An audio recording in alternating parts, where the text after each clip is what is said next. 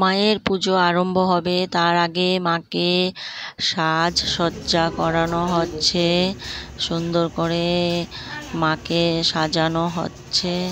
সাজানো গোজানোর পর পূজা তো আরম্ভ হবেই, আনন্দ হবেই। আর এখন এখানে মালা গাচ্ছে আমার ছোট জা, ছোট বোন। এখানে সুন্দর করে মালা গাঁথা হচ্ছে মার জন্য। মাকে ফুলের মালা অর্পণ করা হবে। পুজোয় বসার পর মাকে ফুলের মালা অর্পণ করব। আর এখানে আমার ছোট বোনের সাথে একজন বাইদো মানে একজন দিদিও আছে, সহযোগিতা করছে বোনকে মালা গাঁথার জন্য। মায়ের পূজা আরম্ভ শুরু হয়ে গেছে, মায়ের পূজা চলছে।